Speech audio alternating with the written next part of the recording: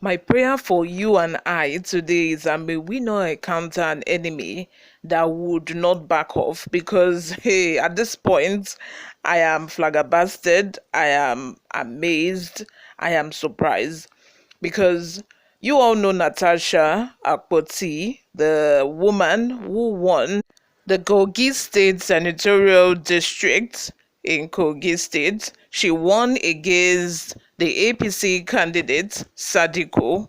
Let me just give you a bit of a backstory on this war between Natasha and the governor of Kogi State. First of all, during the election in February, back in February, early this year, it was a tug of war. The Kogi state governor did a lot just to not make this woman win. In fact, he had the road leading to our village. He had the road dismantled. He started, he said he wanted to, construct a new road. He said he wanted to start, repairing a road that he never remembered that he wanted to repair all this while. But a day to the election day, he started this project so that the road would not be motorable to people who are supposed to go and vote for Akpoti. This further angered a lot of people in the community, that people determined to still vote for this woman. At the end of the day, the election was hijacked. She wasn't announced the winner. But recently, the Kogi State Tribunal later announced that this woman is the legitimate winner. And now we are hearing that the Kogi State governor is suing her for defamation.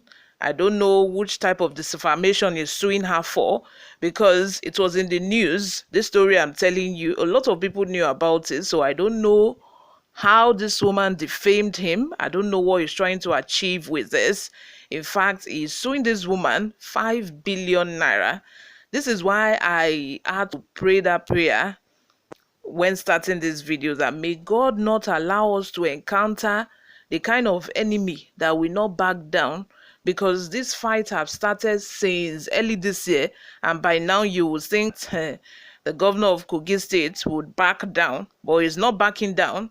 In fact, on that day he shed tears, because I feel that, I don't know, probably there's something between the Kogi State governor and Natasha that we do not know about, but it seemed to be as if he's going for a personal vendetta. Like, it just wanted to make it clear that I am in charge of my state. I am in control here.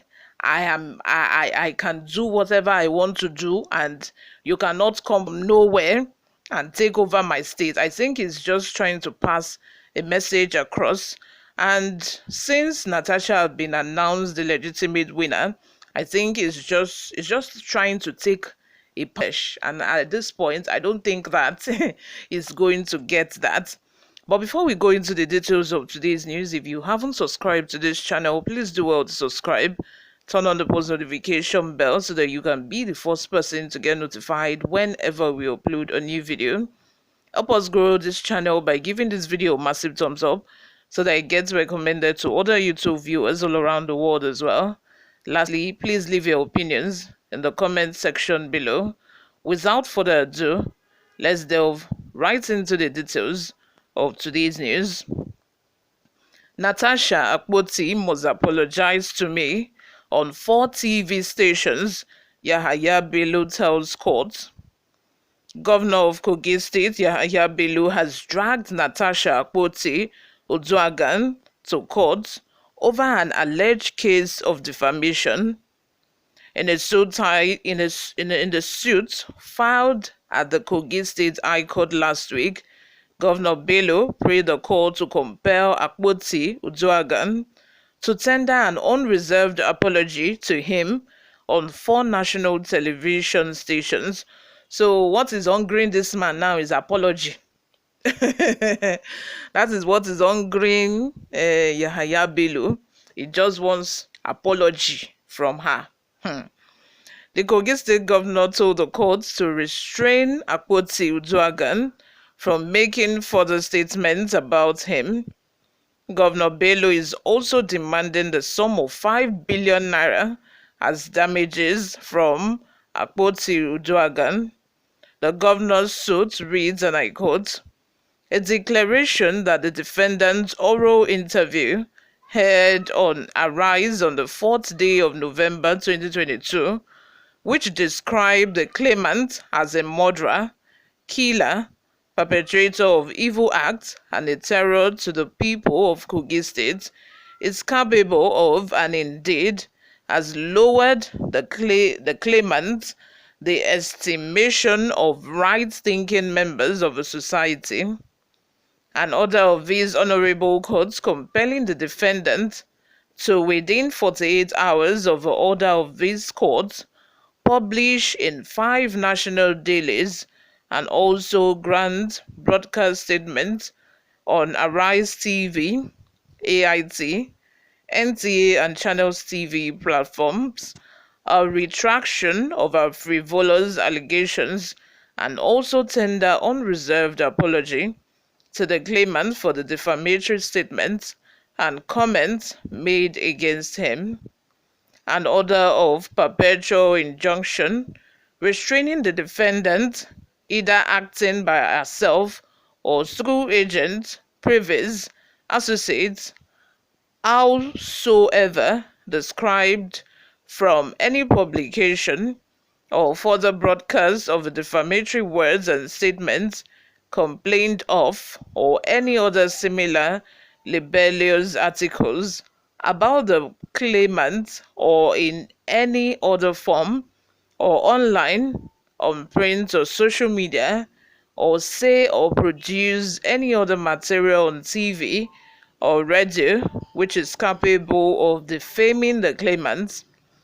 An award of a sum of 5 billion naira only as damages against the defendant, but in favor of the claimant for the defamatory broadcast on a Rise TV platform made on the 4th day of November 2022. Cost of litigation of 5 million naira only against the defendant. NEWSROOM Nigeria reports that Governor Bello's allegation comes barely 2 weeks after the tribunal sitting in Lokoja declared Akpoti Uduaghan as winner of Kogi Central Senatorial District election. It's so obvious that this man is pained. This man is pained that he did not have his way. That is why he is now suing her for defamation of something she said on television since November of last year. So he did not remember to sue her to court all this while. Before we go, guys, let's take a look at some of the reactions we got online. Abubakar Isha says Bello is a garage boy because he was a transporter before he inherited votes of late Auto. So also is live intimidation and oppression like taxi drivers.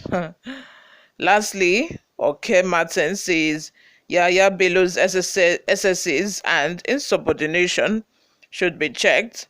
The position he's occupying is a privilege and not a right. He should remember that his tenure, will end, and surely power will change hands.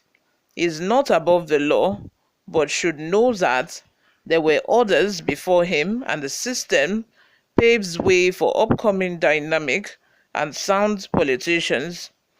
Good behaved receives prayers from all. A swollen-headed receives curses and rejection. God bless Kogi State. God bless Nigeria. Thank you all for always listening and watching. If you haven't subscribed to this channel, please subscribe. I will see you all in my next video. I love you all. Bye for now.